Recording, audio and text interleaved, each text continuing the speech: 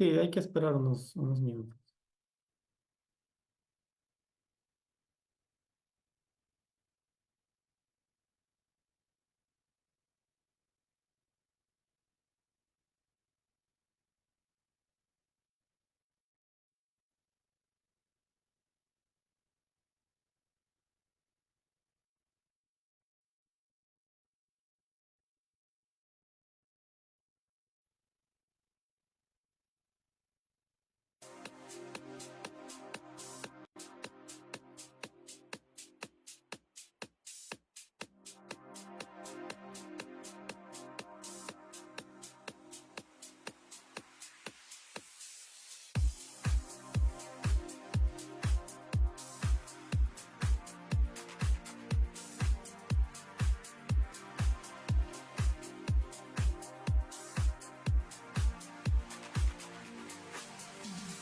Hello, it's me. I was wondering about the roads years it like to me to go over everything. They say the time's supposed to heal ya, but I ain't done much here. Hello, can you hear me? I'm in California dreaming about who we used to be when we were younger and free. I've forgotten how we Sí felt se when escucha, ingeniero, the buenas world tardes. fell at our feet. It's such a difference between us and me. Sí, sí coordiné con el ingeniero Enrique.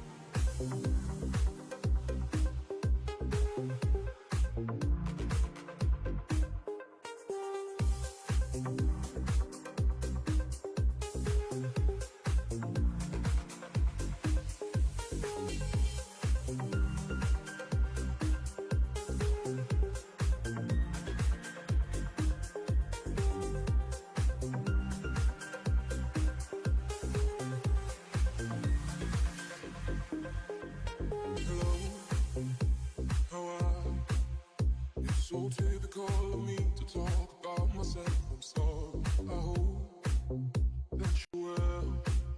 Did you ever make it out of that town where nothing ever happens? It's no secret that the both of us are running out of time. Buenos días. Buenas tardes. Buenas tardes, ingeniero. Unos minutos, por favor, esperamos.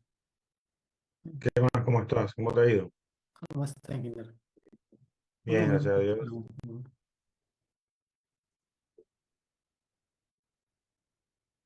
Ok.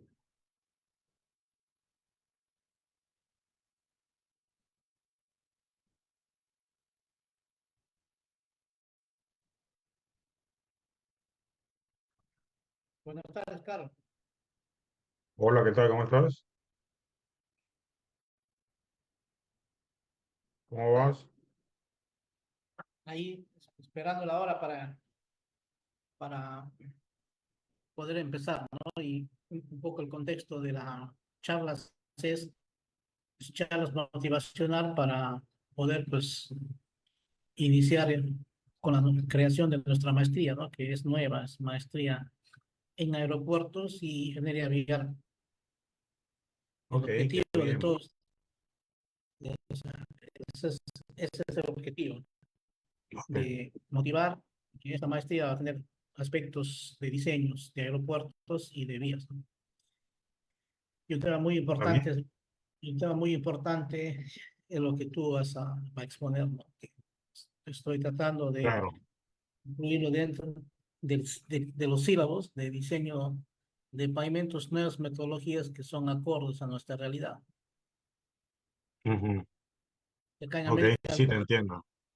y acá en América Latina, todavía muchos países seguimos pensando en el Ashton, ¿no? Sí, Y correcto. por experiencia, acá con lo que diseñé y ejecuté, pues esas metodologías con muy buenos resultados. Por eso era mi interés de convocarte y que tú también pongas pues, tu experiencia en Colombia, que poco a poco la idea es que toda tecnología tiene que masificarse. Eso es lo que... Totalmente de acuerdo. Ujú. Así es. No, no, claro que sí, con mucho gusto y eso se trata, ¿ok?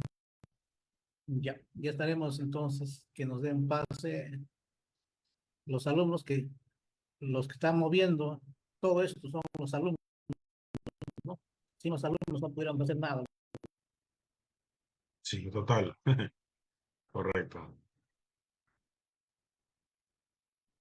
¿Cómo andan las cosas por allá?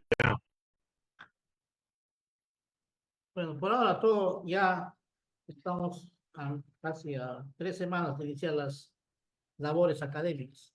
Acá en Perú inicia en marzo. Allá en Colombia creo es febrero. Eh, sí, pero no, por ejemplo, las universidades ya comenzaron la primera semana, la última semana de enero. Sí, Ujú. pero también creo que salen antes, ¿no? De vacaciones. Sí, En, correcto. ajá.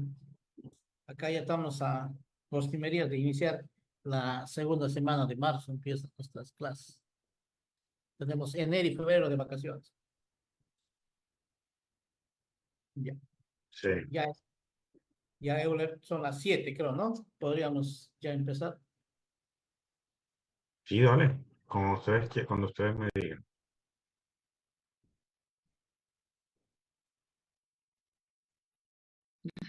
Vamos Quédate con la presentación. Un momento, por favor. a ver, hay que Voy a probar iniciar la si... grabación, ingeniero. Un segundito.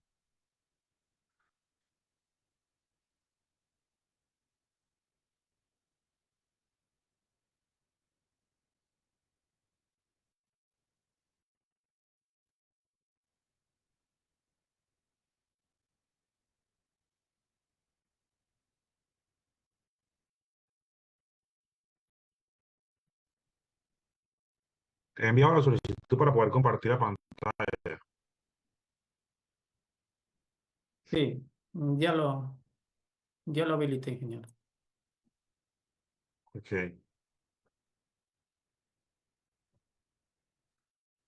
Ya.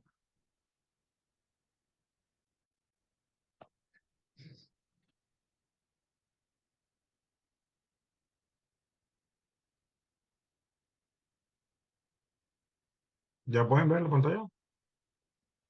Sí, ingeniero, ya se ve. Sí, sí se puede. Ahora. Sí, Ok, comenzamos entonces, sí. sí, Euler, haga la presentación. Sí, ingeniero, voy a Presenta. hacer una pequeña presentación y enseguida le doy el pase para que Ok. inicie su presentación, por favor. Bien, el día de hoy tenemos dos ponencias, dos charlas magistrales en el marco de lo que va a ser el inicio de la maestría, de la pronta maestría que se va a iniciar este semestre, ¿no? Para eso, estas 4 semanas de febrero estamos organizando dos charlas a la semana, todos los jueves. Y bueno, el día de hoy hemos preparado dos temas muy importantes que va a desarrollar, por un lado, el ingeniero Carlos Enrique Bockelman y también nos va a acompañar el ingeniero Fabián Armando Cele, ¿no? Por parte del ingeniero Carlos Enrique, él es especialista en ingeniería y gestión de pavimentos. Cuenta con experiencia en el diseño de pavimentos de hormigón mediante el sistema de losas cortas. Em, y bueno, actualmente es el director técnico y comercial para Pavinfra en Colombia, ¿no? Hoy nos va a hablar sobre su experiencia en Colombia, sobre las losas de geometría optimizada, ¿no? Ingeniero, le cedo la sala, por favor, para que inicie su presentación. Ok, gracias, muy amable. Y bueno, primero buenas noches a todos y gracias por la invitación, Jim, para participar en estas charlas magistrales. Me parece una excelente iniciativa para lo que están buscando del desarrollo de la maestría. Como decías al inicio, pues es importante el desarrollo del conocimiento con base pues en todas las experiencias que se vienen teniendo en nuestros países acá en Latinoamérica. Entonces, a mí, Jim me invitó para que les participara este tema de las experiencias que tenemos en Colombia con las losas de geometría optimizada.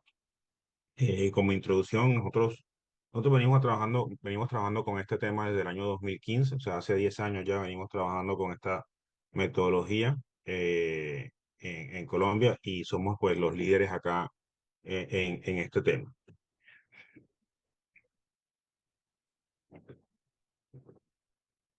Como parte del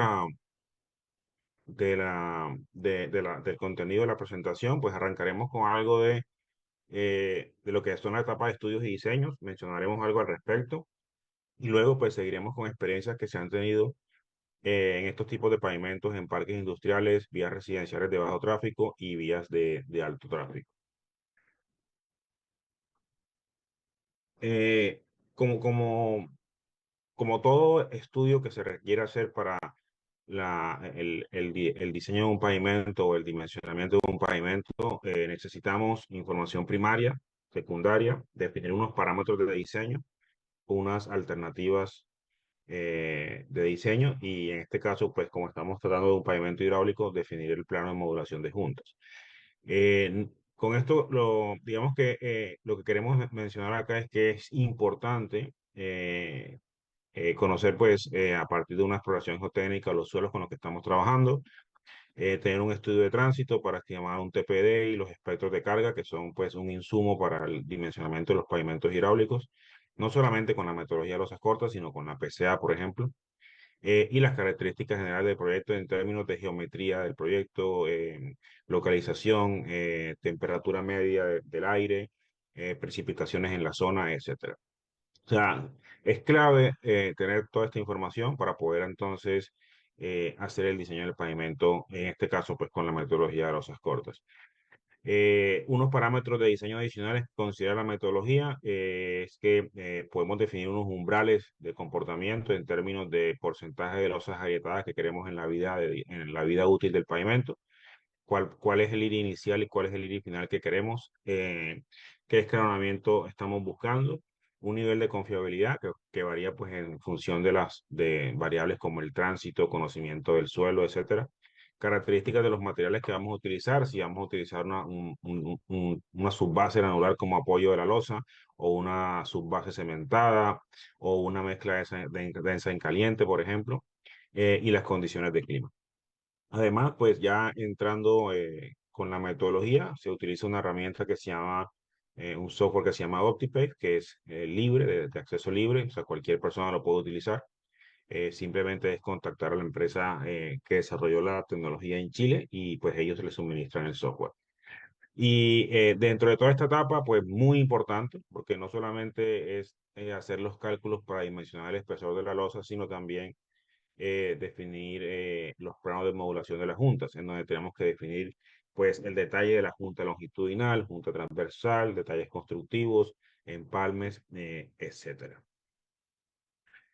La metodología de diseño de losas cortas, creo que todos deben saber, digamos que maneja un concepto de un diseño mecanicista empírico, en donde básicamente, además de o adicional a lo tradicional en términos de materiales y tráfico, necesitamos otros parámetros de entrada, como son, por ejemplo, la precipitación, la temperatura, etcétera. Eh, y todo esto está basado en la guía ASTO 2008, que fue, pues, digamos que base para el desarrollo de esta metodología de diseño. Importante que esta metodología no solamente nos permite dimensionar el espesor o la estructura como tal, sino también ver cuáles son las respuestas o el desempeño que tiene el pavimento que estamos dimensionando,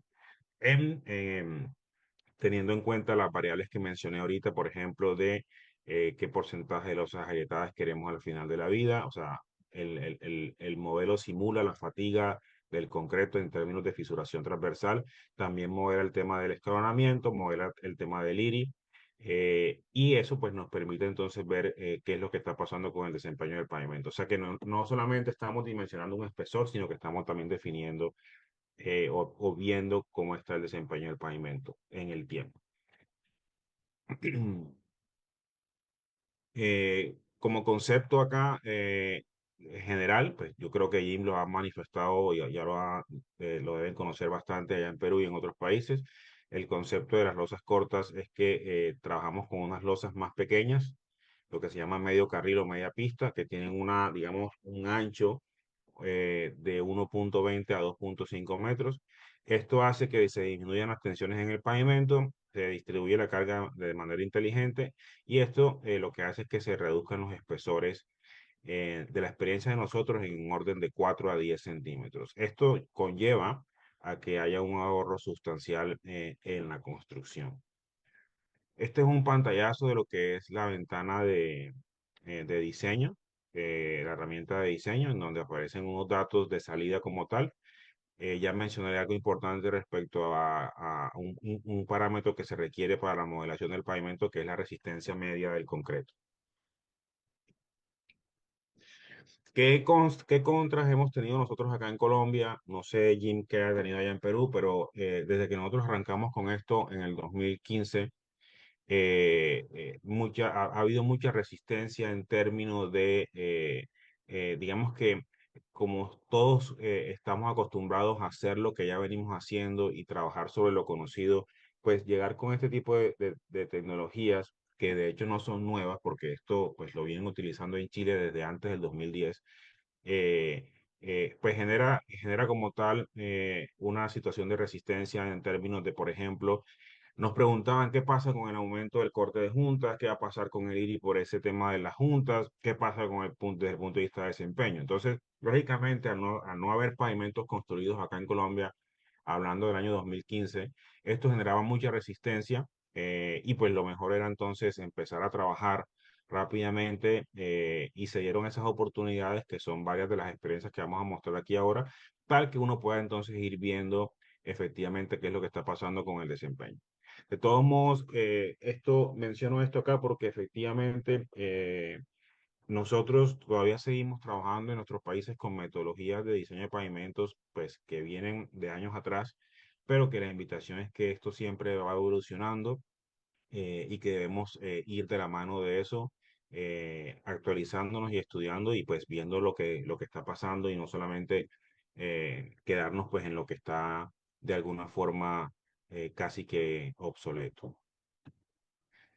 Importante este tema de los planos de modulación, o sea, quiero hacer énfasis en que cuando uno está diseñando el pavimento de losas cortas o el tradicional, no solamente dimensionar un espesor para las cargas y para las condiciones medioambientales en las que va a estar expuesto el pavimento, pero también es sumamente importante definir, por ejemplo, el tipo de juntas longitudinales, transversales, expansión y también, no menor, los detalles y las losas que van contiguas a pozos, cajas de inspección, intersecciones, glorietas.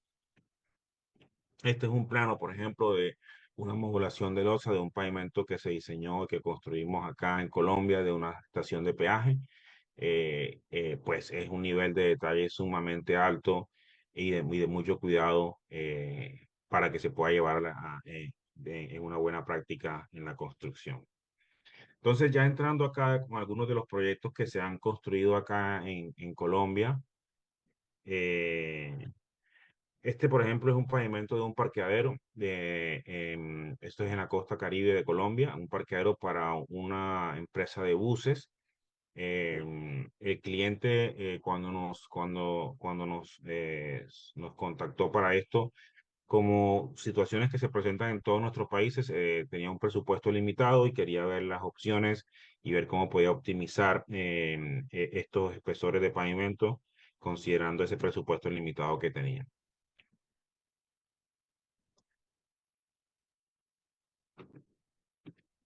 Entonces, el periodo de diseño era 20 años, el tráfico era 2.250.000 ejes equivalentes, esto pensando en lo que es equivalente a una metodología de esto, pero el diseño, pues lógicamente se hizo con espectro de carga, conociendo el tráfico que iba a circular ahí, que eran los buses estos. Se consideró un borde libre con un MR de 4.1 megapascales del concreto y las losas se consideraron de 1.75 por 1.75 sin barra de transferencia de carga y sin sello de juntas. El diseño propuesto al final quedó de 15 centímetros de losa de concreto sobre 25 centímetros de un material estabilizado con PROES. Este tema PROES también es una tecnología que existe en Perú y en Chile. Es un agente iónico que permite estabilizar el suelo. En este caso, si se dan cuenta, nosotros utilizamos o propusimos utilizar el material existente en la subrasante, que era una arena arcillosa, y eso se estabilizó con este agente iónico tal que se disminuyeron los costos por importación de material tipo subbase. Se utilizó ese mismo material, se estabilizó y encima de eso se colocó la losa. Este es el proceso constructivo en donde ustedes pueden ver que en las losas con los pozos pues se colocan el refuerzo como tal, la colocación del concreto, en las juntas de construcción se colocan las barras de amarre, pero en las juntas transversales tradicionales pues no van las barras de amarre. Esto es el pavimento ya en operación como tal. Nosotros hicimos deflectometría para verificar qué pasaba tanto en mediciones de centro de losa como en transferencia de carga y obtuvimos que los resultados de transferencia de carga estaban arriba de 85%. Importante esto como parte del seguimiento y del monitoreo porque de los puntos importantes en el concepto de la losa de geometría optimizada o losa corta es que nosotros no colocamos las dovelas o las barras de transferencia de carga en las juntas transversales, sino que al considerar que las losas son más pequeñas, va a haber va a haber un menor movimiento de la junta entre ellas, o sea, las juntas van a estar mucho más pegadas además de que se recomienda un corte delgado de 2.5 milímetros. Entonces, ¿qué hace esto de que tengamos juntas más pegadas? Porque tenemos losas más pequeñas y un corte más delgado en la junta con 2.5 milímetros. Todo eso logra que haya una trabazón de agregados y nos permite entonces tener la transferencia de carga que se requiere, que en este caso pues está validada con un deflectómetro de impacto. Este es el pavimento en servicio. Esto fue en el año 2019-20. Tenemos unas fotos del año pasado, en donde en general el pavimento sigue pues estando en una buena condición. Este es otro patio de maniobras de un parque industrial. Se construyó en el año 2018. También hicimos deflectometría. En este caso, el cliente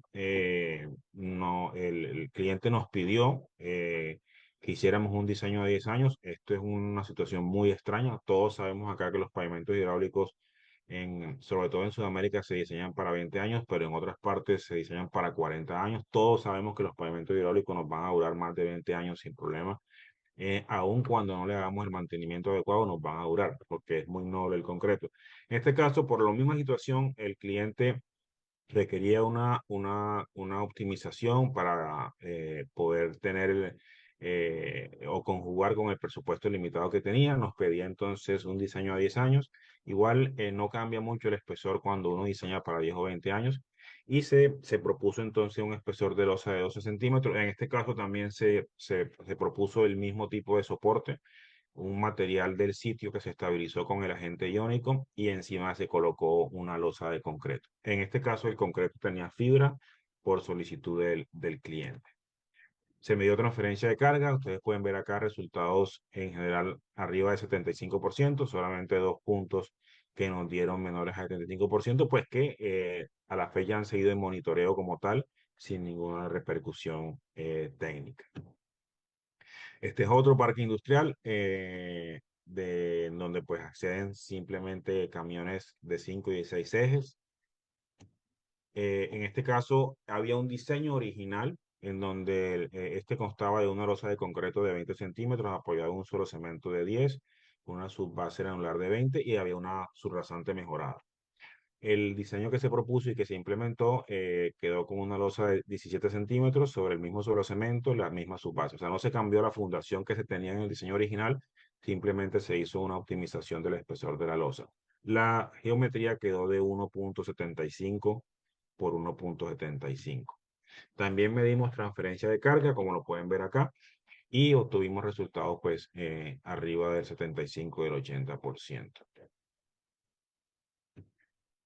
Este es otro proyecto industrial también, una cervecera en Bogotá, en donde teníamos 5 millones de ejes equivalentes y el espesor que se propuso fue 15 centímetros con fibra como tal.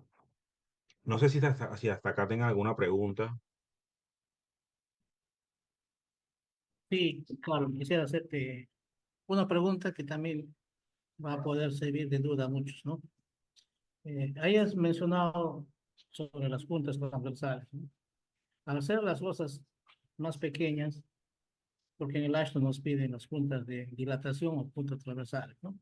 Pues Sí, al tener las puntas más pequeñas y al tener mayor puntos de contracción, ya prácticamente sería despreciable considerar las juntas de dilatación o las puntas transversales, que acá en el Perú, pues, eh, diseñan en forma obligatoria, ¿no? sí.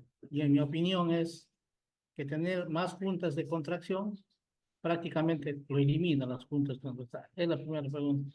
Y la segunda pregunta, la que también muchos hacen, es pues que si al tener gran cantidad de juntas, porque al hacer losas más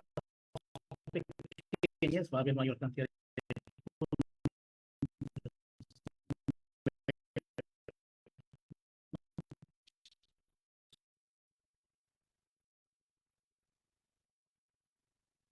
Correcto.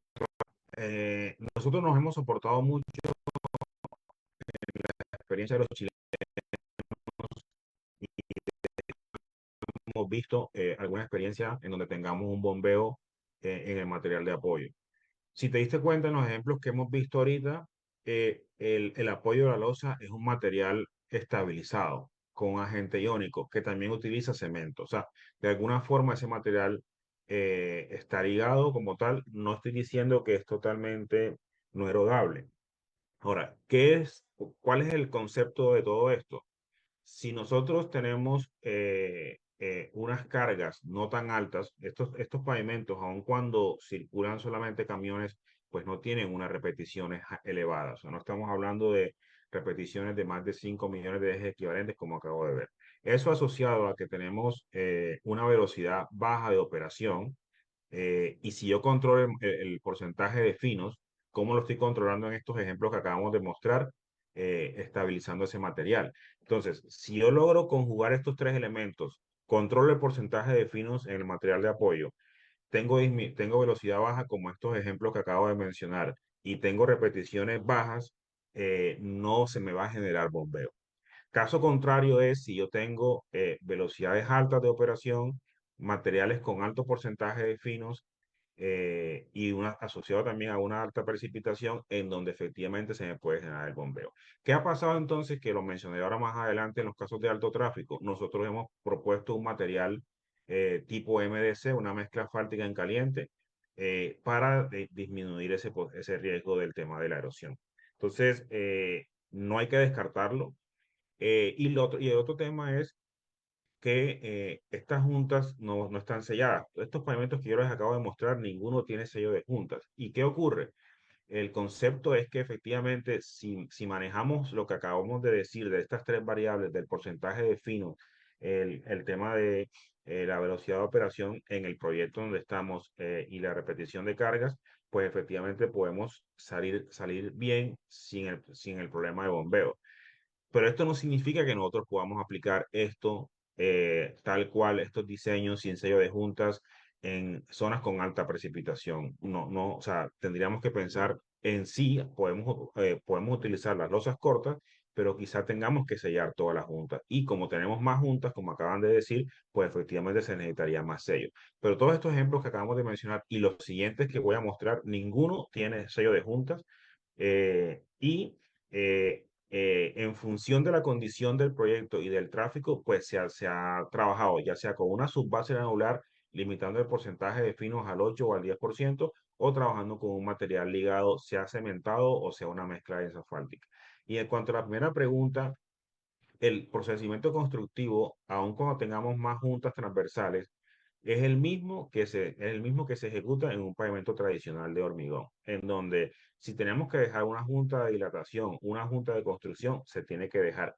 Y se deja bajo los mismos parámetros que se trabaja un pavimento tradicional. O sea, se dejan las dovelas, se dejan las barras de amarre, etcétera. O sea, el concepto aquí, por tener más juntas, no cambia con respecto al proceso constructivo. Lo único que estamos cambiando acá es la geometría de la losa, que es más pequeña.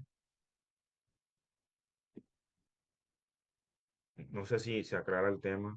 Sí, muchas gracias, Carlos. No sé si alguien Bueno, más. eso es,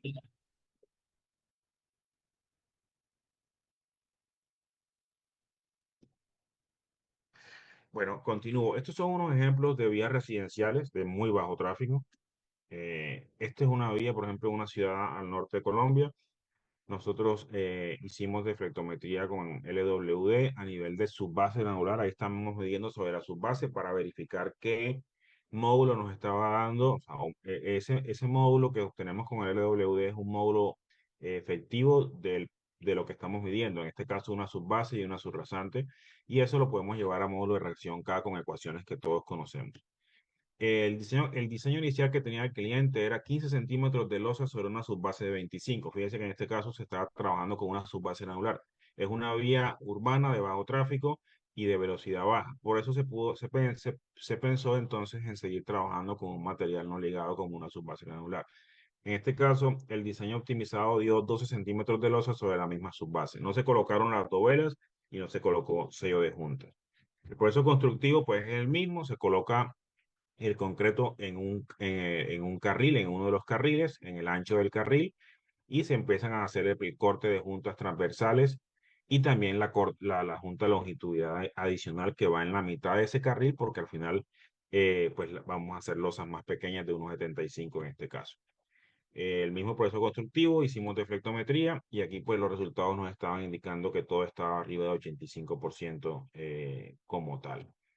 Este es el pavimento, como se ve, pues también tiene bajo tráfico, no está expuesto a mucha carga y este es el pavimento hoy que después de ya de casi 9 años en servicio. En esa misma ciudad se construyó un parqueadero de una urbanización residencial, tráfico muy bajo, parqueadero de vehículos livianos. Se propuso una losa de 11 centímetros sobre 15 centímetros de su base. Este es el parqueadero ya pues en operación. Este es otro parqueadero de un centro comercial en donde el cliente también, entonces, por los temas de presupuesto, pues, solicitó un periodo de diseño menor. El tránsito era muy bajo, es un parqueadero de vehículos livianos. El diseño propuesto constó de una losa de concreto de 10 centímetros sobre un suelo cemento de 10 centímetros.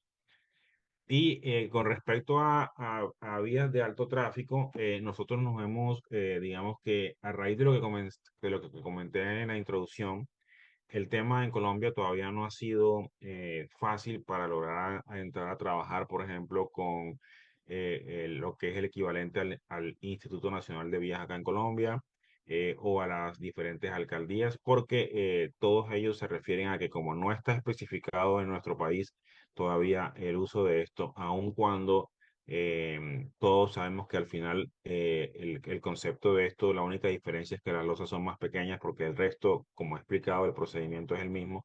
Hemos venido trabajando con varias concesiones viales en donde ellos tienen zonas de peaje o plazas de peajes y que pues, efectivamente pues, les llama la atención y les es atractivo el optimizar espesores y disminuir los costos de CAPEX en el proceso constructivo como tal.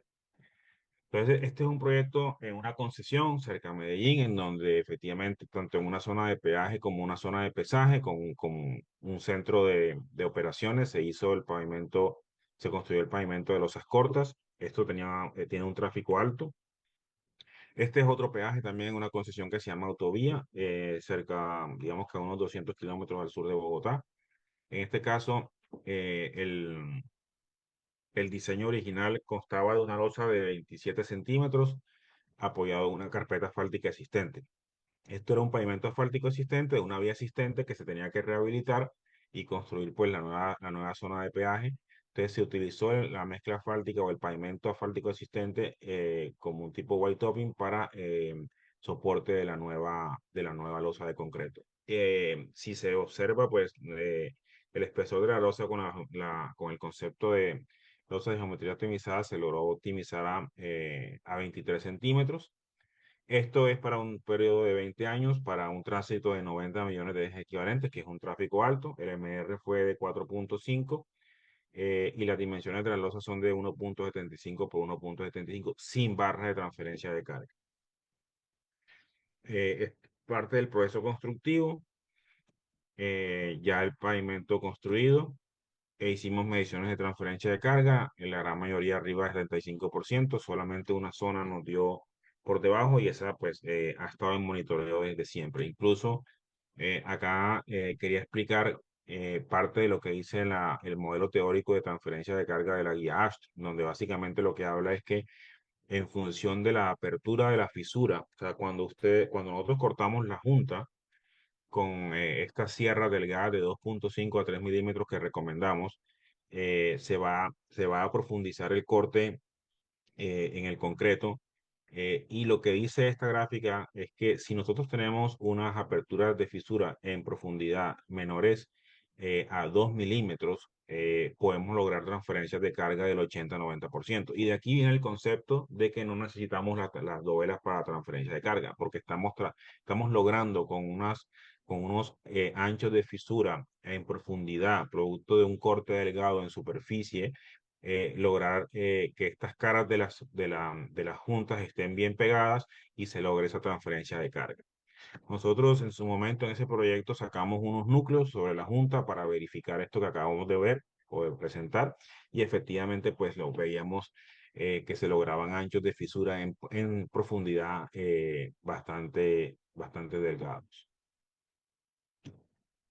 La guía ASTO, pues lo que habla es de que si tenemos transferencias de carga mayores al 75%, pues se consideran como buenas y excedentes mayores a 90. Acá en Colombia, en las concesiones viales exigen que los valores sean mayores a 75%. La guía ASTO propone que todo lo que esté por arriba de 50 es aceptable y se debe dejar en monitoreo. Pero acá en Colombia, si tenemos resultados por debajo de 75%, aun cuando ASTO presenta que 50 es aceptable, es obligatorio hacer algún tratamiento para mejorar la transferencia de carga, que básicamente lo que se ha hecho acá en Colombia cuando ha ocurrido eso, no en los pavimentos de losas cortas que hemos diseñado nosotros, pero en otro tipo de pavimentos es que se hace la inserción de dovelas.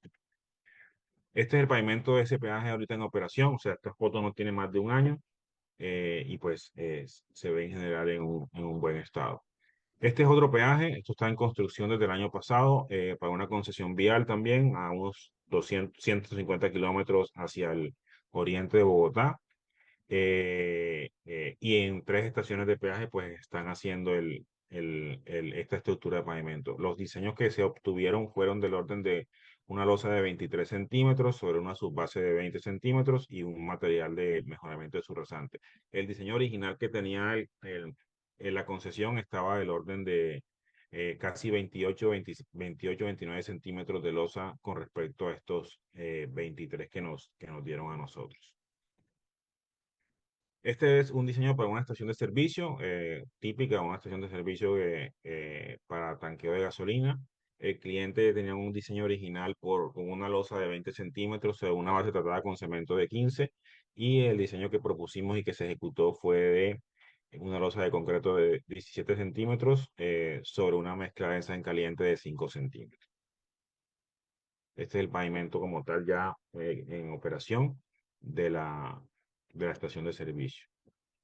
Entonces, en general, como conclusiones de esto, pues básicamente los pavimentos que se construyeron ya desde el año 2016 hasta la fecha han presentado un buen comportamiento. O sea, lo único que se ven o se han visto son desportillamientos particulares, pero en general no muestran fisuras que estén relacionadas con temas de fatiga. Los resultados de transferencia de carga son satisfactorios. En sitios muy puntuales se obtuvo un resultado regular según la ASTO, pero estos han estado en monitoreo. Y pues importante que se viene haciendo esta validación de ensayos de transferencia de carga y funcionalidad para validar el funcionamiento del modelo de trabazón de agregados, pues que digamos es una de las bases de soporte de estos pavimentos con losas de geometría optimizada.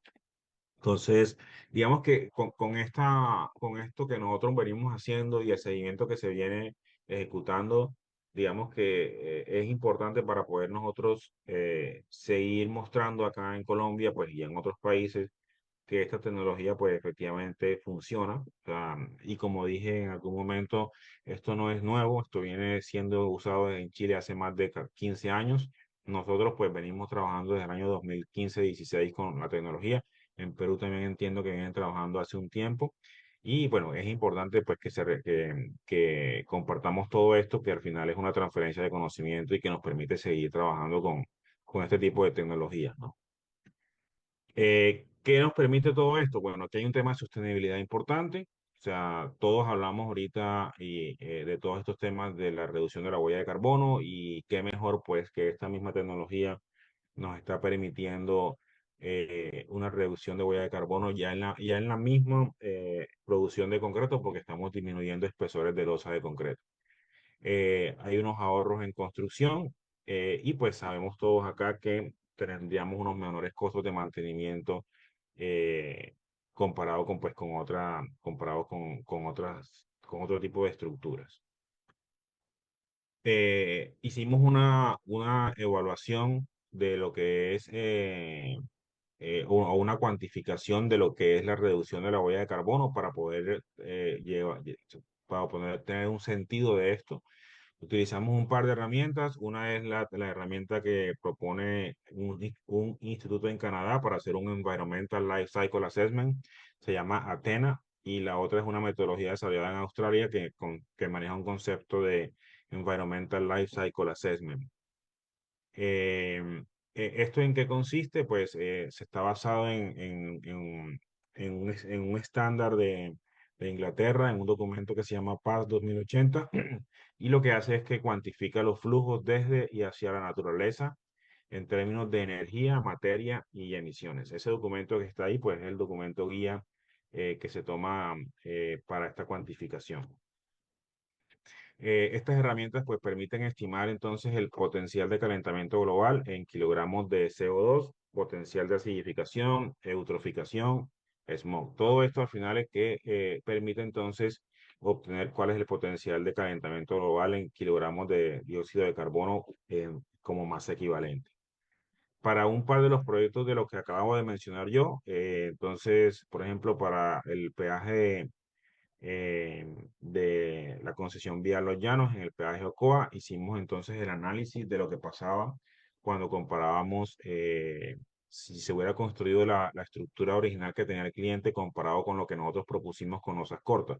Entonces, en la imagen de la izquierda se ve el cálculo hecho con la metodología australiana basado en el estándar británico y el de la derecha con la metodología desarrollada en Canadá. Lo que pueden ver es que se produjo una reducción de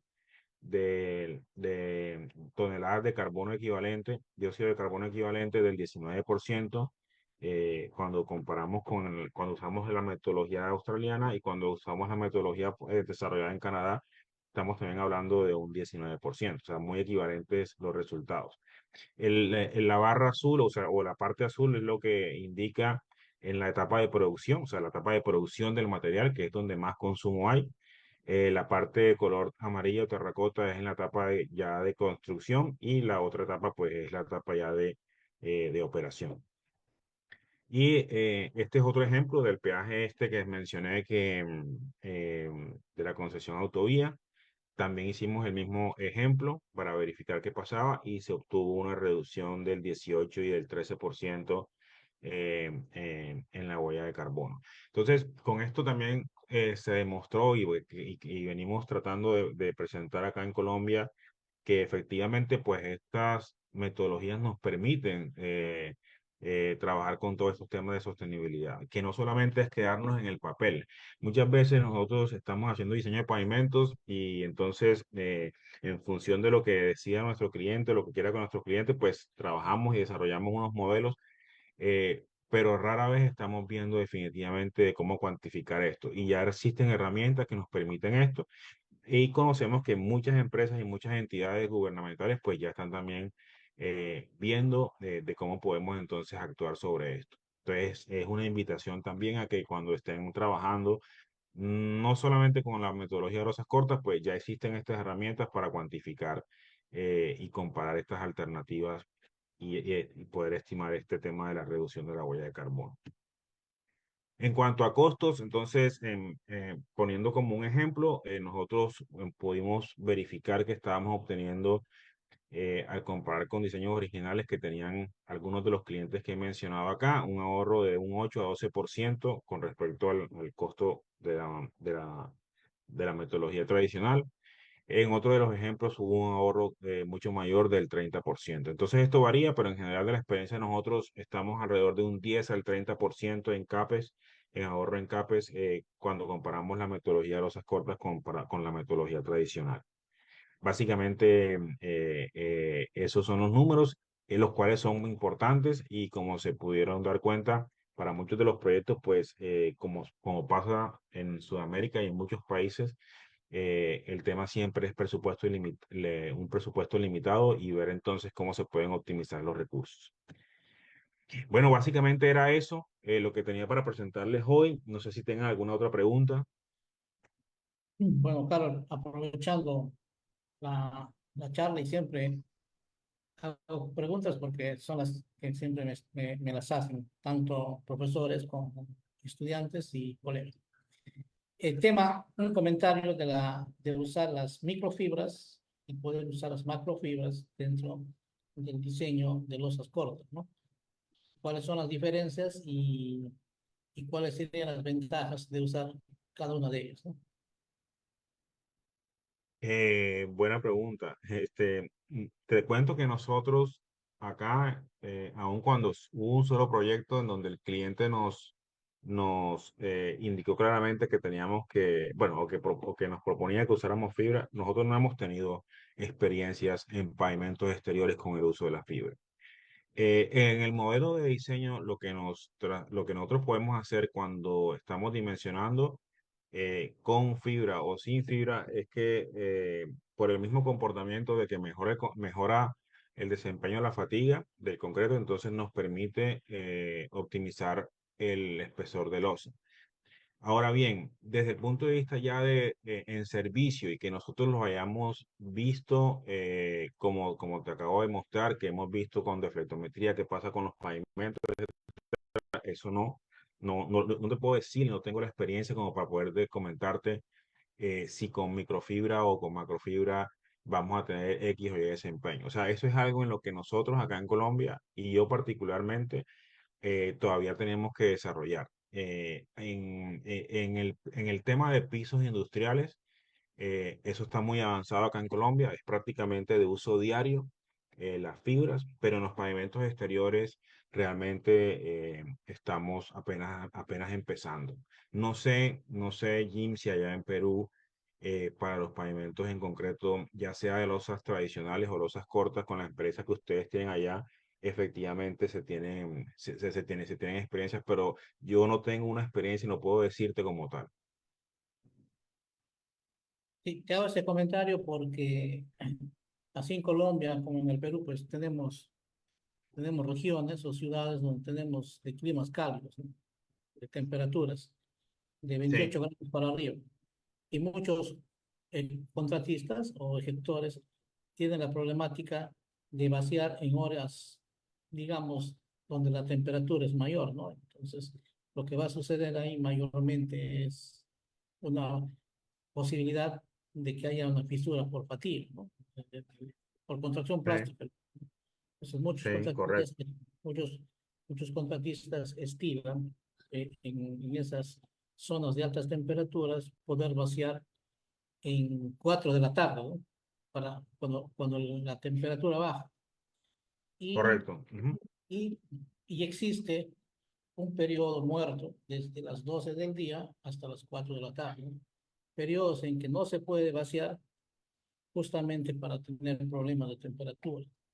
Entonces, también acá en Perú tuve la experiencia de poder utilizar las microfibras, claro, pero para eso hicimos un control de temperatura los primeros 7 días para poder encontrar el gradiente térmico, ¿no? O sea, en qué horario es donde tenemos las temperaturas más altas. Y al identificar eso, pues, era razonable que puede y se produjo las fisuras por contracción plástica. Y muchas veces ingenieros que desconocen piensan que esa fisura es estructural, ¿no? O sea, No, entonces lo que hicimos es probar con las microfibras, ¿no? Utilizamos la microfibra para poder jugar con los horarios y reducir sustancialmente las fisuras. Entonces, y más que todo con el tema de las losas cortas.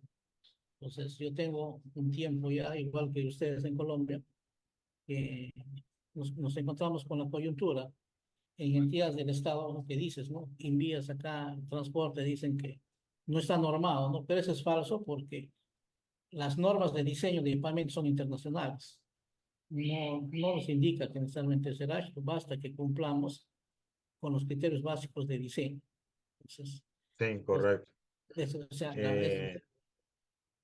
Eh, quería y de lo que comentar. tú estás diciendo, pues efectivamente, las recomendaciones que uno da cuando se van a construir estos pavimentos, sobre todo en climas cálidos, comparto lo que tú estás diciendo, pero te digo sinceramente, Jim, que eso en la realidad no lo aplican. O sea, eh, eh, aquí hay un tema asociado a producción en el sentido de avances de obra, cronogramas de trabajo, etcétera, condiciones de trabajo también, y por alguna razón contratistas que ejecutan los pavimentos de concreto, por lo menos en muchas zonas acá del país, en Colombia, pues simplemente lo hacen de 8 a 5 de la tarde, independientemente de lo que pase con el clima. O sea, entonces uno puede dar todas estas recomendaciones y tienes razón en lo que estás diciendo, y para eso hay una forma de trabajo, ¿no?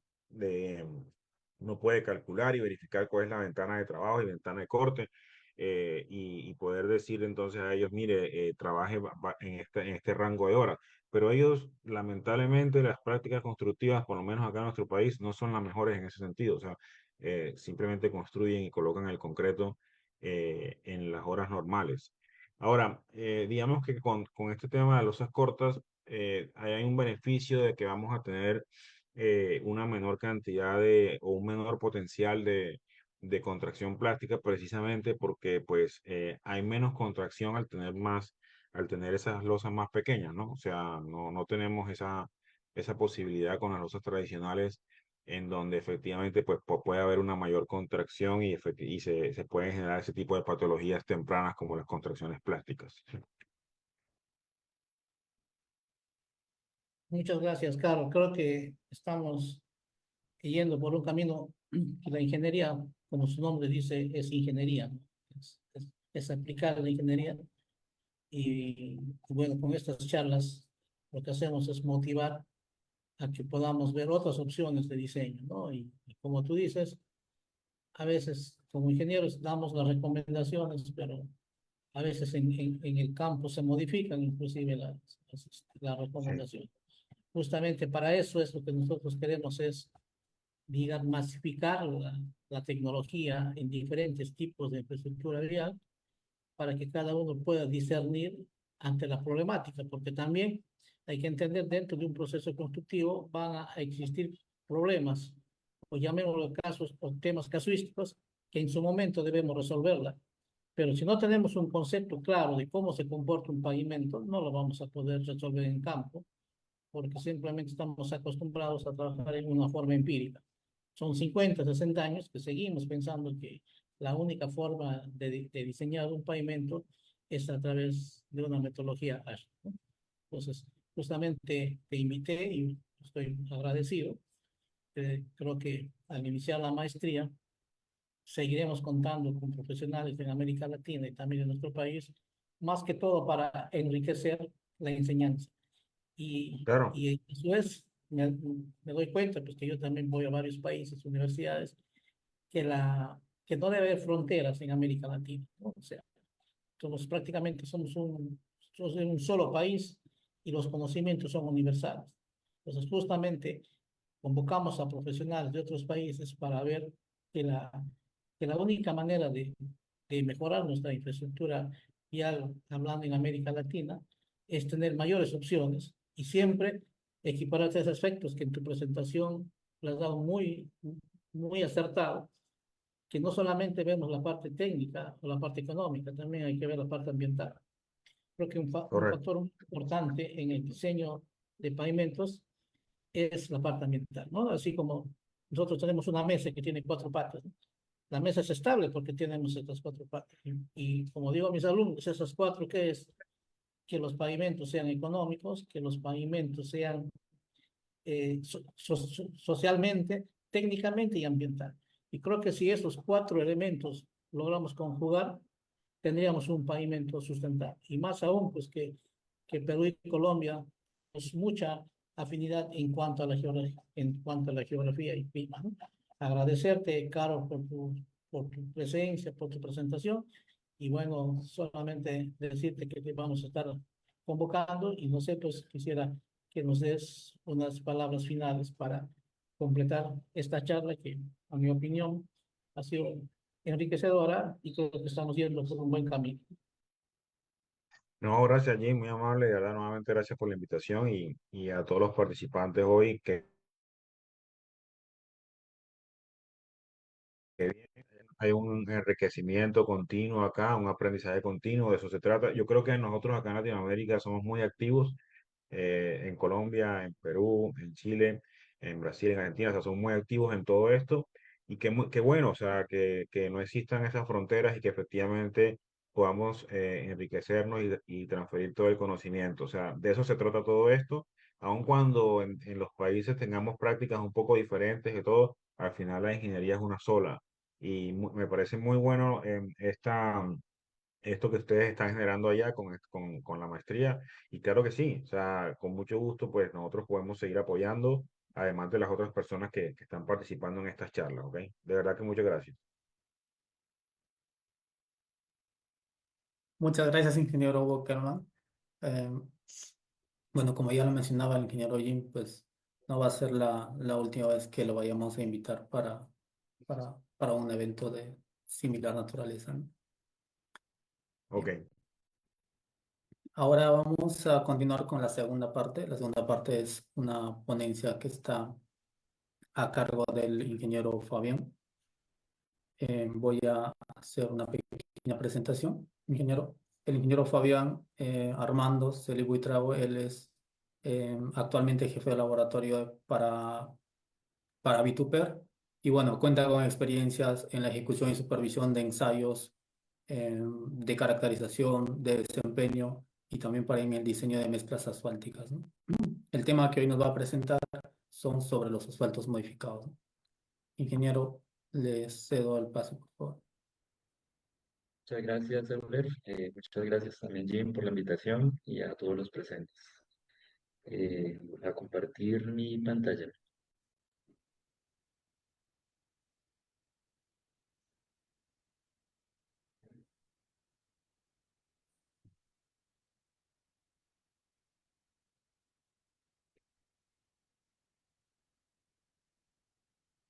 ¿Están viendo ya la pantalla? Aún no se ve, ingeniero.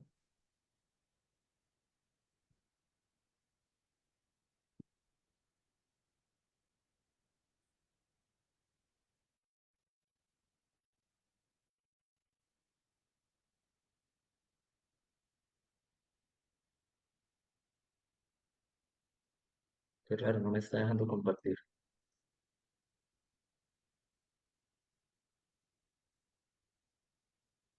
O en todo caso puede enviarme una... No me está dejando compartir el PPT.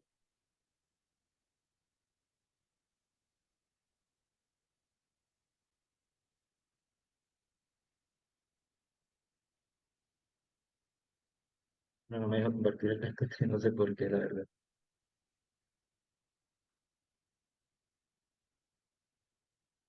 Ya, a ver, ahora inténtalo.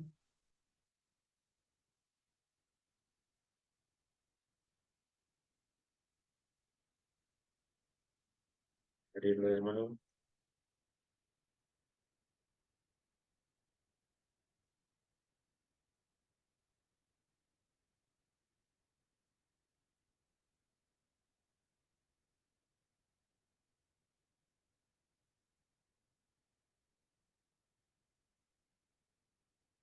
¿Así lo están viendo?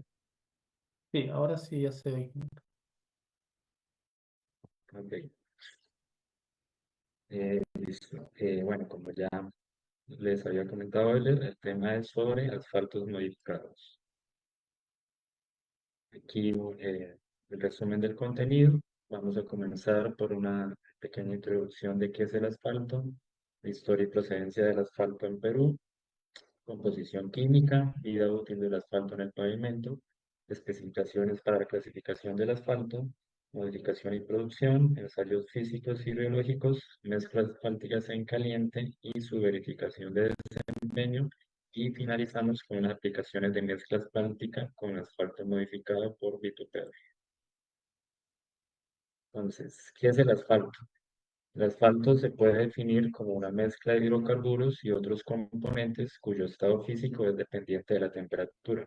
El asfalto a temperatura ambiente presenta un estado sólido y a medida que incrementa la temperatura se convierte como un fluido viscoso. Las características principales del asfalto es que es un excelente permeabilizante, un excelente adhesivo y es capaz de resistir altos esfuerzos instantáneos. Esto, sumado a su bajo costo con respecto a otras tecnologías para la pavimentación, lo han posicionado como el material por excelencia para la construcción de carreteras. Ahora, ¿de dónde se obtiene el asfalto? El asfalto se puede obtener principalmente de dos fuentes, una artificial y una natural. Lo más conocido es de la forma artificial, que es por las refinerías, que cogen el petróleo crudo, lo calientan a más o menos 600 grados Celsius y en una torre de destilación fraccionada sacan los combustibles que más se utilizan en la industria y ese residuo que queda en el fondo es lo que conocemos nosotros como el asfalto de refinería o el asfalto convencional.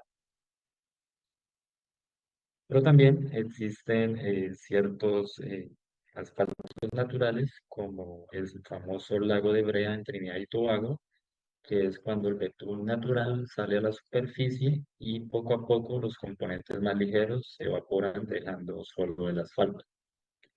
También hay un término que se llama asfaltita, que es cualquier material sólido que se ha producido de forma natural, cuyo componente principal son los asfaltenos. Eso vamos a hablar más adelante cuando estemos en la parte de la composición química del asfalto. Aquí una breve historia de la procedencia del asfalto en Perú. Entonces, en 1938 se instala en Talara, Piura, la primera refinería utilizando petróleo peruano. Esto se hace para la producción de RC250, que es un asfalto líquido que sobre todo se utilizaba para tratamientos en frío. Estaba compuesto en 80% de asfalto y 20% de solventes más o menos. En 1961 se instala en Lurín, Lima, la refinería Conchal, donde se empezó a producir el asfalto por penetración 60-70, el más habitual que dan las refinerías. Y se empezó a hablar sobre mezclas asfálticas en caliente. En 1967 se inauguró la refinería La Pampilla, que desde 1996 hace parte del grupo Repsol. En la actualidad existen dos refinerías las cuales ofrecen asfalto convencional clasificado por penetración, La Pampilla de Repsol y Conchan de Petroperú. También en los últimos años se ha importado asfalto convencional o modificado de países principalmente como Chile, Colombia o Rusia. Esta importación se hace en estado sólido y se almacena en unas bolsas que se llaman Big Bags. En la imagen que ven aquí a la izquierda están los Big Bags. estado sólido del asfalto y este es el dispositivo diluidor. Aquí a la derecha ya podemos ver el asfalto en el proceso de dilución, cuando se saca la bolsa y lo que hace es almacenarse en este contenedor, homogenizarse y después se bombea a los tanques de almacenamiento para su proceso de distribución o modificación. Estas son imágenes de la planta de asfalto modificado de Vitupero. Ahora vamos a hablar de la composición química del asfalto. El asfalto está compuesto químicamente por dos grandes grupos, los asfaltenos y los maltenos. Los maltenos se subdividen entre saturados, aromáticos y resinas. La estructura del asfalto se considera como un sistema coloidal conformado por mícelas de asfaltenos, que son los que tienen alto peso molecular, y están dispersos o disueltos en los maltenos, que son los que tienen el bajo peso molecular. Acá podemos ver una representación gráfica. Los puntos negros son los asfaltenos, que están dispersos en los aceites saturados y aromáticos, y la línea verde que se ve ahí son las resinas. Los asfaltenos tienen una composición más o menos del 25 al 30% y son los que almacenan los compuestos indeseados, entre comillas, que pueden ser exceso de azufre o metales pesados. Y los maltenos tienen una composición del 70 al 75% que mejoran la calidad del asfalto. Los maltenos lo que hacen es como activar esas propiedades de los asfaltenos que hacen que el asfalto sea elástico, que es lo que nosotros necesitamos para, para hacer las mezclas en los pavimentos. Existe un ensayo que se llama el SARA. El SARA se hace en este equipo que es el iatroscano. Este ensayo es bastante bueno porque nos permite conocer la composición química del asfalto en un corto tiempo. Este ensayo no demora más de 2 minutos y con eso tenemos una idea de qué tan bueno es nuestro asfalto, ya sea de los refinerías o los importados, para así proceder a ya sea aditivarlo o modificarlo y poder utilizarlo en los distintos proyectos de pavimentación. Ahora vamos a hablar de la vida útil del asfalto en el pavimento flexible. En la primera etapa es la fabricación de la mezcla en una planta de mezcla asfáltica. Aquí el asfalto está en su condición original. Ya cuando pasamos al transporte de la mezcla, a su extendido y compactación, el asfalto sufre un envejecimiento a corto plazo, que es cuando ya inicia el periodo de servicio. Específicamente en este inicio del periodo de servicio del pavimento es donde se puede tener una alta probabilidad del abollamiento del pavimento, como se ve en esta fotografía. Y ya en el transcurso de su vida útil hasta el final, ya en el tiempo de diseño, es cuando el pavimento puede sufrir el agrietamiento por fatiga, ya sea por solicitaciones de carga o por temperaturas y gradientes térmicos. El asfalto en este proceso también se continúa envejecimiento y este envejecimiento se dice que es un envejecimiento a largo plazo. Ahora vamos a hablar de las clasificaciones del asfalto, pero primero hay que preguntarse por qué es importante tener un eficiente sistema de clasificación del asfalto. Primero es para tener claro qué tipo de asfalto necesitamos según las condiciones del proyecto, ya sea solicitación de carga, características climáticas, etcétera. Segundo, para asegurar que los asfaltos sean intercambiables. ¿Eso qué quiere decir? Que si un asfalto cumple cierta especificación, se puede usar independientemente de su proveedor. Que yo pueda ir a un proveedor X y decir que necesito este asfalto que cumple esta especificación y poder utilizarlo igualmente que con mi proveedor inicial. Y la última y la más importante es poder relacionar las propiedades de los asfaltos en base a su desempeño esperado en el campo. Teniendo esto claro, vamos a hablar de los sistemas de clasificación actuales. El primer sistema de clasificación que se apareció en 1910 es por la penetración que se hace en este ensayo, en este penectómetro. Este ensayo, cabe aclarar que solo se hace a una temperatura que es de 25 grados Celsius y lo clasifica dependiendo de cuánto penetra la aguja a la muestra, que puede ser 40-50, 60-70, hasta 120-150. El segundo sistema es por viscosidad. Este también se hace a temperaturas limitadas, solo a 60 grados Celsius o a 135, y te da como una razón de qué tan viscoso, qué tan fluido es el asfalto. Se clasifica como AC5, AC40, hasta AC40. A medida que aumenta el número, aumenta la viscosidad. Y por último, en 1993 apareció la clasificación por grado de desempeño, Performance Rating, del estudio que hizo SuperPay. Esta clasificación sí me evalúa el asfalto a todas las temperaturas posibles que el asfalto va a trabajar en el pavimento. Por eso esta clasificación PG como 64-22, estos números.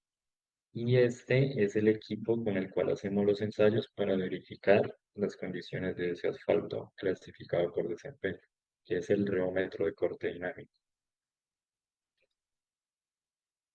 Teniendo eso claro, y la única clasificación que nos asegura un efectivo clasificación del asfalto es la de SuperPay porque estudia ya más efectivamente cómo se va a comportar el asfalto en campo. ¿Cómo hizo este estudio que hizo el Departamento de Transporte de los Estados Unidos? Clasifica los gigantes de acuerdo a las condiciones climáticas, el tipo de solicitación de tráfico en el pavimento y datos como la temperatura máxima del pavimento y mínima del pavimento. Gracias a todos estos datos podemos asegurar qué asfalto necesitamos para nuestro proyecto en específico. Y ahí es donde viene esta nomenclatura. Entonces el PG es por clasificación por desempeño, el primer número es la temperatura máxima del pavimento y el -22, el último número, es la temperatura mínima del pavimento. Eso nos asegura que el asfalto que vamos a utilizar va a tener un buen comportamiento en ese rango de temperatura, hasta 64, de 64 grados Celsius hasta -22 en el caso de este PG. Y aquí podemos ver el grado de desempeño por la metodología Ashton M320, que podemos tener temperaturas altas desde 46 hasta 82 y cada temperatura alta tiene asignada una temperatura baja que puede ir desde -10 hasta -40. Ahora, ¿por qué es necesario modificar los asfaltos? Entonces, uno de los motivos principales es la calidad actual de los asfaltos vírgenes o de refinería. Esto es debido porque gracias a las nuevas tecnologías, las refinerías han avanzado más en la destilación de ese petróleo crudo, que por ejemplo hace muchos años no se podía calentar a más de 300 grados Celsius. Hoy estamos llegando a torres de destilación que calientan el petróleo a 600 o más, y lo que hacen es sacar ese petróleo, esos combustibles que se necesitan en la industria, que es su negocio principal, es de las refinerías, y el residuo que queda del asfalto es cada vez más pobre, más rígido y sin tanta flexibilidad, que es lo que necesitamos en un asfalto. Lo segundo son los cambios climáticos y las temperaturas elevadas del pavimento. Esto es claro debido al calentamiento global que estamos teniendo. Y el tercero son las solicitaciones de carga en las carreteras más elevadas por el incremento del flujo vehicular y vehículos mucho más pesados que antes.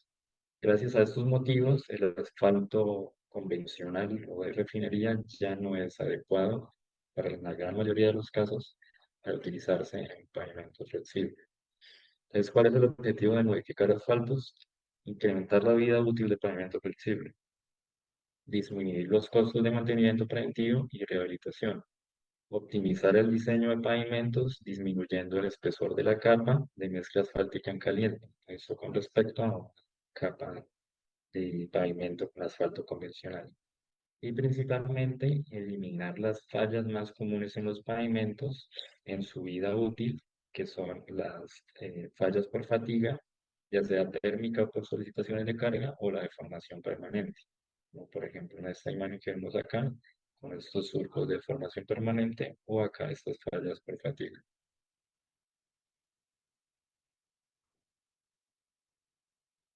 Ahora vamos a hablar de los asfaltos modificados. ¿Qué es un asfalto modificado? Es una técnica que consiste en la adición de polímeros a los asfaltos convencionales con el fin de mejorar sus características, que mejoran principalmente su viscosidad, su rigidez y sobre todo la recuperación elástica.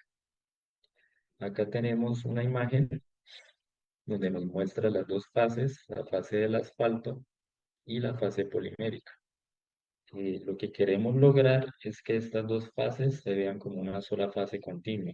Por ejemplo, en este primer caso, cuando se mezclan, se ve todavía como la diferencia entre la fase de asfalto, que es lo negro, y la fase polimérica, que son los brillantes.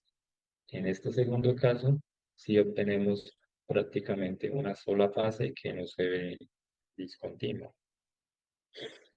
Como en este caso también se ve dos fases. Esto es lo que queremos lograr cuando modificamos un asfalto visualmente, que solo se note en una sola fase. ¿Cómo logramos eso? Con ciertas prácticas y adicionando el polímero ideal. Eh, ¿Cuál es el polímero más utilizado para modificar asfaltos? En este caso el SBS. Vamos a leer ciertas definiciones para saber qué es un polímero SBS. Es polímero. Es un material construido por moléculas formadas por el encadenamiento de un elevado número de unidades estructurales llamadas monómeros. Ahora, copolímeros. Es cuando la polimerización se crea con monómeros diferentes, que en este caso, en el caso del SBS, es un copolímero de estireno, butaideno, estireno, por eso sus siglas SBS.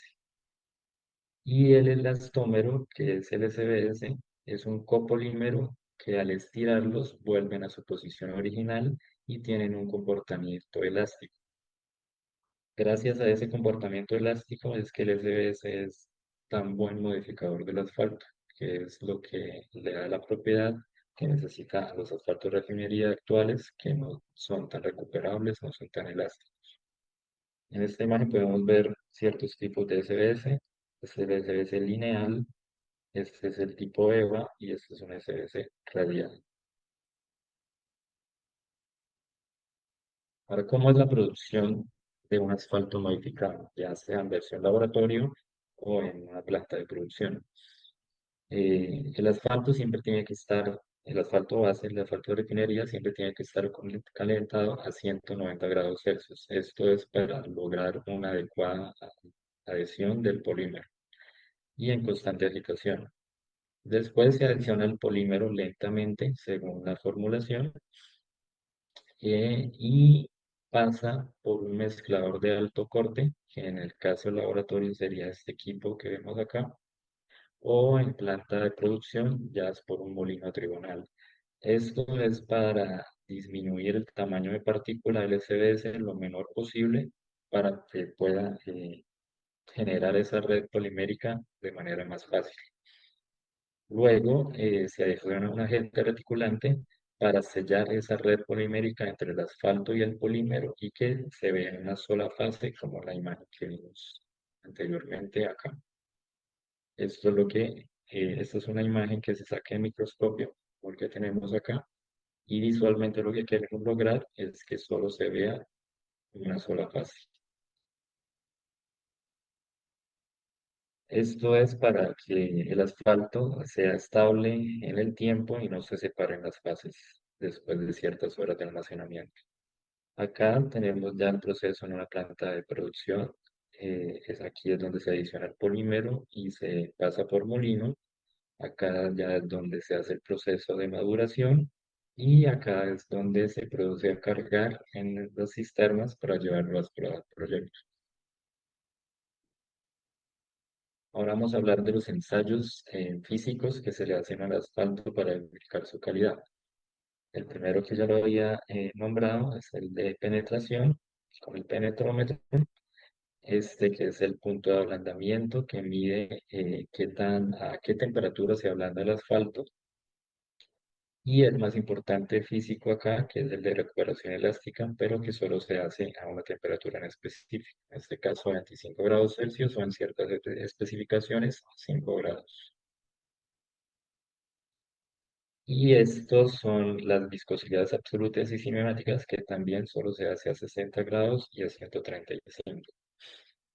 Es como para verificar qué tan fluido es el asfalto o qué tan bombeable es a la hora de producir la mezcla. Ya estos ensayos es para lograr la caracterización por grado de desempeño o grado PG, que se hace con estos distintos equipos. Entonces, primero la viscosidad rotacional, que según la especificación tiene que cumplir un parámetro mínimo para ser confiable. Y aquí tenemos otra vez el kilómetro corte dinámico, donde verificamos que la temperatura alta del PG es el primer número.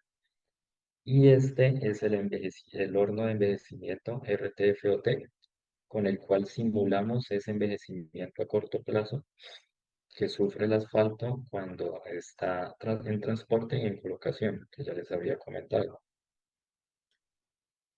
También acá tenemos este equipo que es el horno PAB, que es donde simulamos el envejecimiento a largo plazo. Por eso es tan adecuado este procedimiento de grado de desempeño en PG, porque evaluamos el asfalto en todas sus condiciones, en su tiempo de servicio y verificamos que en serio cumpla con las condiciones de campo a todas las distintas temperaturas, temperatura baja y temperatura alta. Ahora vamos a hablar de las mezclas asfálticas en caliente, el producto como final para utilizar el asfalto. Primero tenemos que ver cuál es la estructura típica de un pavimento flexible. Esta es una estructura típica, donde va la subrasante, que es el suelo natural, una subbase y una base, normalmente puede ser solo base, en este caso es subbase y base, y a la final es la carpeta asfáltica, que es la capa de rodadura. Esta carpeta asfáltica está compuesta por materiales pétreos, agregados gruesos, finos y filler. Estos agregados también tienen que cumplir con ciertas especificaciones y ciertas calidades para poder ser usados en mezclas asfálticas en caliente. Esta capa asfáltica es la que recibe directamente las cargas de los vehículos y los efectos medioambientales. Sobre todo también la capa debe de generar un confort a los usuarios, que es la suavidad para que sea cómodo y la rugosidad para que sea dura y no se deslice. Eh, en la parte de abajo tenemos una estructura típica de una mezcla asfáltica, es la mezcla que más utilizada en la mayoría de los casos, tanto para tránsito bajo como para tránsito alto, que en un mayor porcentaje hay agregado grueso, después agregado fino, un porcentaje significativo de filler, el porcentaje óptimo de asfalto y muy importante el porcentaje de vacíos, que dependiendo de las especificaciones de cada país ronda entre el 4 al 6%. Ahora, ¿por qué utilizar mezclas asfálticas con asfalto modificado? Pues, ¿cuáles son las particularidades? Mejora la resistencia a la deformación plástica o al abollamiento, mejora la resistencia a la fatiga, reduce el agrietamiento térmico y presenta una alta recuperación elástica.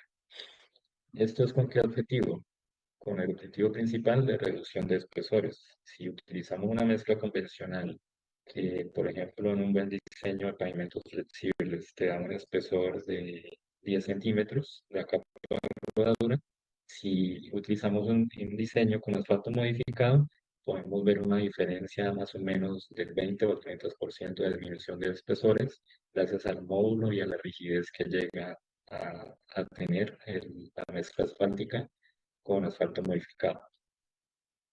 Y también es claro que presenta una mayor vida útil entre un 30 y un 50% y esto disminuye costos en reparaciones o en mantenimiento.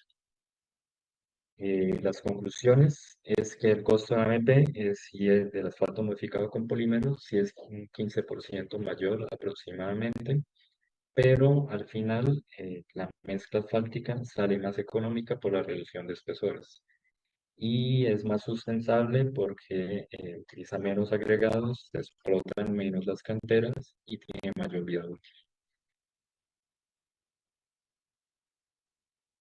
Ahora vamos a hablar del diseño y el desempeño de mezclas asfálticas en caliente. Existen dos metodologías principales para el diseño de mezclas asfálticas en caliente, que es la metodología Marshall y la metodología Superpay. La metodología Marshall es con este equipo que vemos acá inicial, que es el martillo semiautomático Marshall, que lo que hace es compactar briquetas de 100 milímetros y 63 milímetros de espesor por golpeo. Es un martillo que golpea a 75 veces por cada si se hace el diseño para un tráfico alto, pero este tipo de compactación no es el adecuado, ya que no simula muy bien las condiciones de compactación en obra. En cambio, la metodología SuperPay que se hace con el compactador de rodillo, que es esta siguiente imagen, sí simula un poco más parecido a la compactación en obra, ya que es un pistón que baja y amasa la mezcla en este recipiente, en este molde, y compacta por amasado, que es algo muy parecido o más parecido a la compactación que hacemos con el rodillo neumático. Eh, Creo que en la gran mayoría de países de Latinoamérica nos regimos por la metodología de diseño Marshall. Es bastante complejo cambiarlos a la metodología de diseño SuperPay por sobre todo los controles en obra. Para hacer los controles en obra, calidad de la mezcla, todos los laboratorios lo mínimo que deben tener es un martillo semiautomático o martillo manual para compactar sus briquetas y verificar sus propiedades volumétricas, de estabilidad y de flujo. Pero es bastante complejo que tengan un compactador de estos que es más costoso y es mucho más complejo su utilización. Y creo que por ese motivo en específico es mucho más difícil que las especificaciones de aquí en nuestro país implementen la metodología del diseño por Superpay. Lo que nosotros hacemos en el laboratorio es como hacer un híbrido. Hacemos el diseño, calculamos el óptimo y la granometría por la metodología Marshall, pero verificamos el desempeño de la mezcla asfáltica por la metodología SuperPay, que son estos tres ensayos de desempeño principales, que es la rueda de Hamburgo, que te mide qué tan deformable es tu mezcla y qué tan adherido es tu asfalto a los agregados, qué tanta adherencia tiene. La ley de fatiga, que te mide qué tan susceptible es la fatiga a tu mezcla a las solicitaciones de carga, y el módulo dinámico o módulo de atracción indirecta, que es para verificar el módulo de tu carpeta según el diseño de pavimentos. Acá tenemos los equipos para hacer los ensayos de desempeño. Esta es la rueda de Hamburgo. Este es el equipo Asphalt Pro, donde se hacen varios ensayos de mezcla asfáltica. En esta máquina, que es como una máquina universal de ensayos, podemos hacer distintos ensayos según los accesorios. En este caso, este es el accesorio para hacer la ley de fatiga y este es el accesorio para hacer el módulo resiliente a tracción indirecta. Acá podemos ver un video del ensayo de formación plástica. El ensayo de formación plástica, como ven, se hace la muestra sumergida en agua. Vamos a verlo acá. La muestra sumergida en agua a una temperatura alta de 50 grados Celsius o depende de las condiciones del proyecto. Y pasa una rueda metálica 20.000 veces para verificar su abollamiento. Según especificaciones, no se debería abollar más de 12 milímetros. para que el ensayo pase y decir que tu mezcla no es susceptible a la deformación plástica. Sí vieron el video, ¿cierto?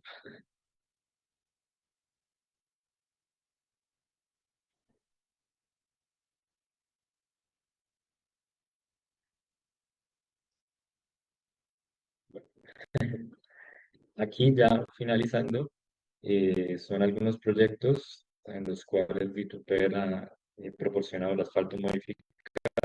Por ejemplo, este es en Surco, que se proporcionó un PG70-10. Este es en la carretera departamental de Coronel Portillo, Ucayali, que también se proporcionó un PG70-10.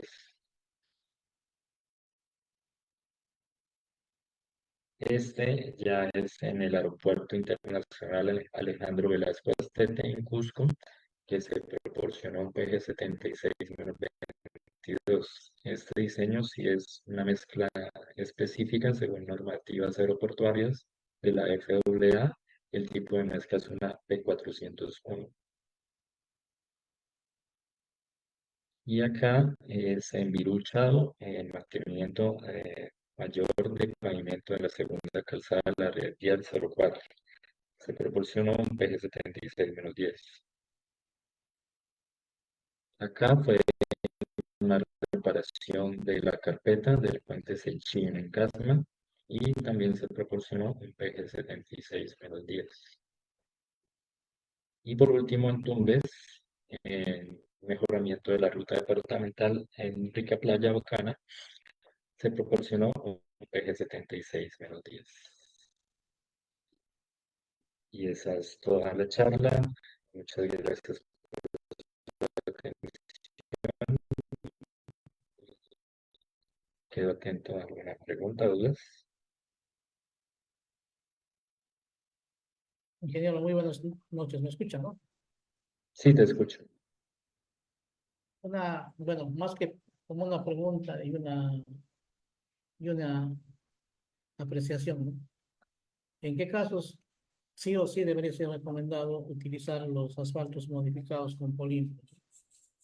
Y otro, siempre hacen una comparación desde un punto de vista económico, ¿no? Entre un pavimento, un asfalto convencional versus un asfalto modificado en polímero. Entonces, si lo vemos con una proyección a la vida útil del pavimento flexible, al utilizar los asfaltos modificados con polímero, también podría influenciar su periodo de mantenimiento o rehabilitación de una vía. Sí, en la primera pregunta, creo que donde es casi obligatorio usar mezclas asfálticas con asfalto modificado con polímeros, es donde se presentan gradientes térmicos demasiado altos, que es en bastantes sectores aquí en el Perú, que podemos tener temperaturas al mediodía de casi, temperatura del ambiente de casi 38, 40 grados, y se puede bajar las horas de la noche a 5 o 10 grados.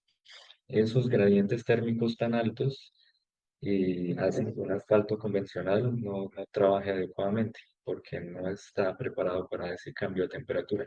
Se va a ablandar mucho cuando llegue el mediodía y se va a rigidizar mucho cuando va a estar en la noche. Lo que hace es agrietarse y fallar, ya sea por deformación o por fatiga térmica.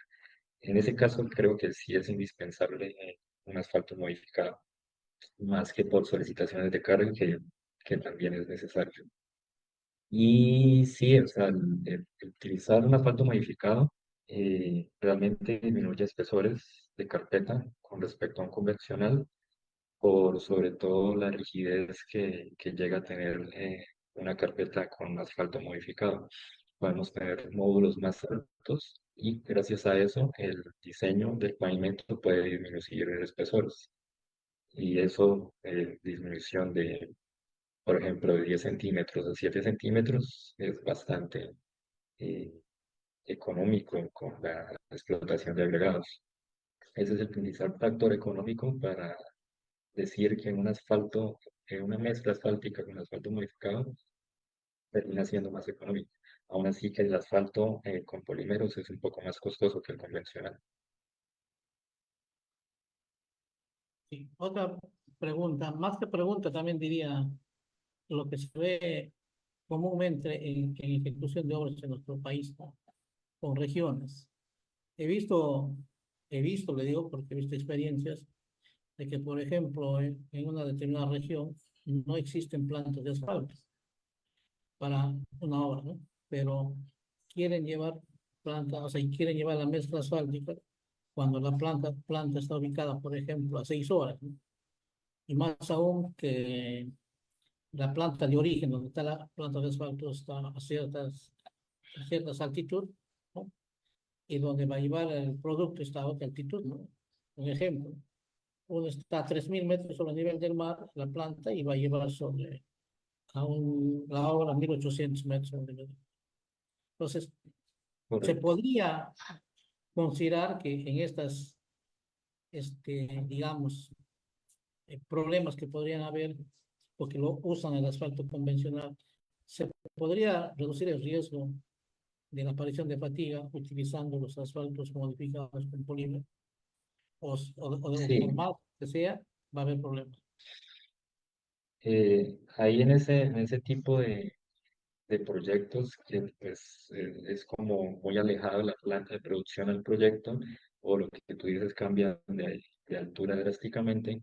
Eh, También existen tecnologías para poder utilizar el asfalto modificado a más bajas temperaturas. O sea, normalmente un asfalto modificado, sin lugar alguna, se tiene que compactar a una temperatura mayor que con un asfalto convencional. Más o menos estamos hablando de promedio de 10 grados Celsius por encima. Pero existen tecnologías que se llaman mezcla tibia, son warmits, que son aditivos que te dejan compactar a menor temperatura, llegando a las mismas densidades que tú necesitas en oro.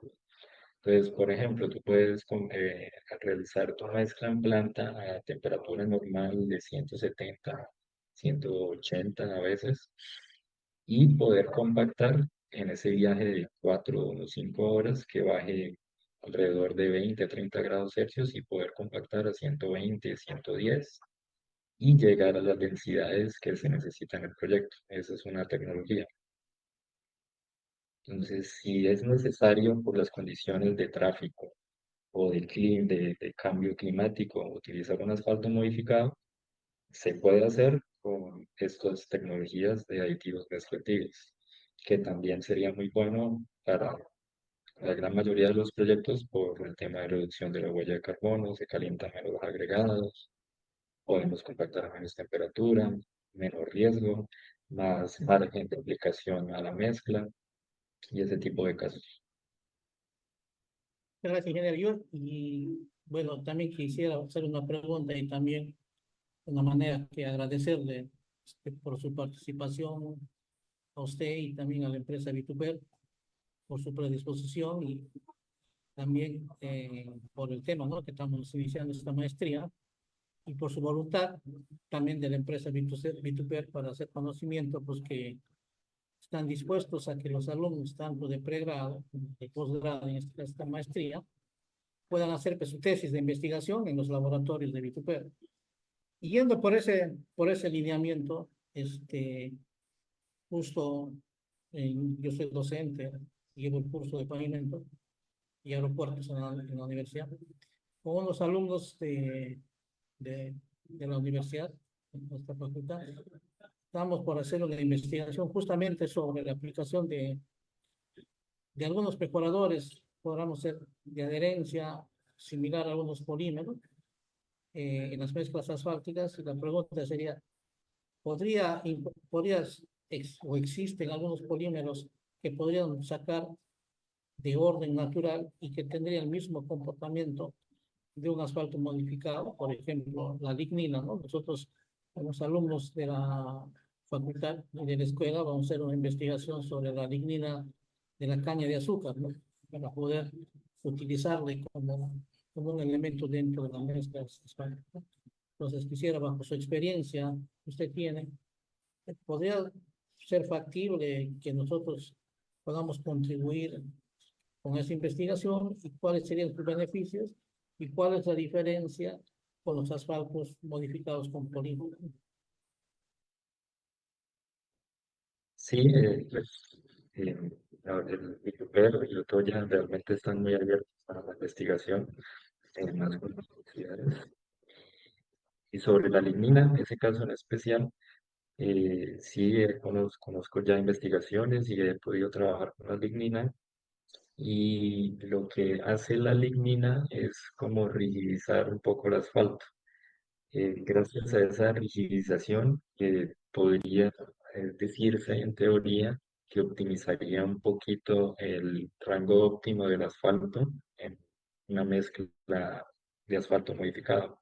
Ejemplo, si un asfalto le coloco lignina y para lograr un desempeño adecuado necesito 3,5% de polímero normal, polímero SDS, con lignina podría disminuir ese 3,5 a 3%, 3,2, pero dependiendo también de las condiciones del asfalto y la lignina, porque tengo entendido que la lignina pues se puede conseguir de varias fuentes.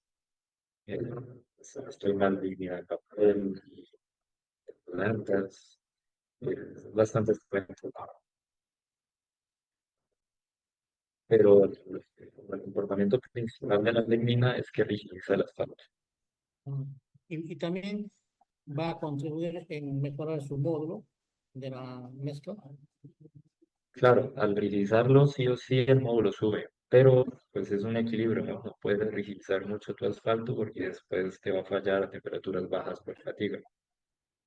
Claro, Entonces hay que mirar como ese equilibrio. claro, y más que todo por temas de temperatura, como dice, ¿no?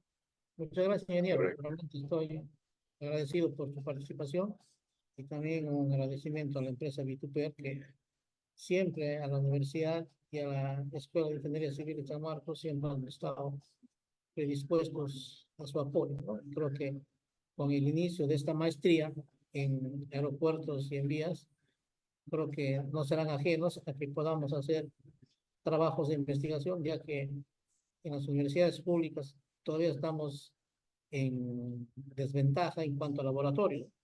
Sin laboratorio no podemos hacer investigación. Y agradecer, pues, desde esta tribuna a Vituper, a los amigos que conducen Vituper, la familia Otoya, por su gran predisposición desde las charlas hasta poder trabajar en los trabajos de investigación. Por mi parte, a nombre de los organizadores, de los alumnos, acá está Euler de SBA, que también están muy entusiastas en que se pueda concretar estos proyectos de investigación y con el apoyo de Vituper, ¿no? Muchas gracias. Muchas gracias a la universidad en general y claro, estamos abiertos a trabajar en conjunto. Muchas Adelante, Euler. gracias, ingeniero. Sí, muchas Gracias. gracias, ingeniero Jim, muchas gracias, ingeniero Fabián, muchas gracias a los participantes, mis compañeros, estudiantes también que participaron. Bueno, ya estamos por concluir. La siguiente semana vamos a tener otras dos charlas. Vamos a también a tener la participación de la unidad de posgrado para que siga difundiendo, informando sobre lo que va a ser este nuevo inicio de la maestría, ¿no? Por nuestra parte, eso sería todo y ya les vamos a estar comunicando por nuestras redes sobre las próximas fechas y bueno, toda la información que vaya brindando los de posgrado, ¿no? Sobre la maestría.